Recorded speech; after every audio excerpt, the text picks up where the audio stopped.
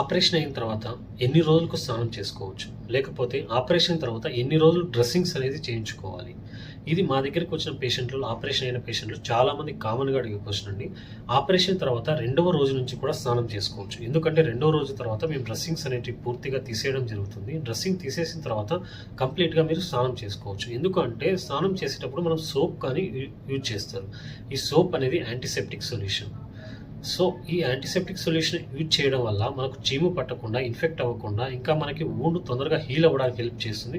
So ప్రతి ఒక్కరు కూడా రెండవ రోజు ఆపరేషన్ అయిన తర్వాత స్నానం చేసుకోవడం చాలా మంచిది. కానీ ఇది సర్జరీని బట్టి డిపెండ్ అవుతుంది. సో మీ డాక్టర్ని సంప్రదించిన వెంటనే మీరు నిర్ణయం తీసుకోవాలి. అదేవిధంగా డ్రెస్సింగ్స్ కూడా ఎప్పుడైనా ఆపరేషన్ అయిన తర్వాత రెండవ రోజు నుంచి కూడా మేము డ్రెస్సింగ్స్ అనేటివి ఓపెన్గా పెట్టేస్తాము. అంటే డ్రెస్సింగ్ రిమూవ్ చేస్తాము.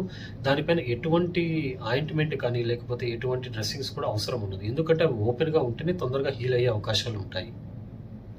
అదేవిధంగా ఏదైనా చీము కానీ, రక్తం కానీ, నీళ్ళ వంటి డిశ్చార్జ్ ఇలాంటివి ఉంటే అప్పుడు మాత్రమే మేము డ్రెస్సింగ్స్ చేస్తాము. లేకపోతే మిగతా అందరు పేషెంట్లకి కూడా ఓపెన్ డ్రెస్సింగ్సే మేము పెట్టేస్తాము.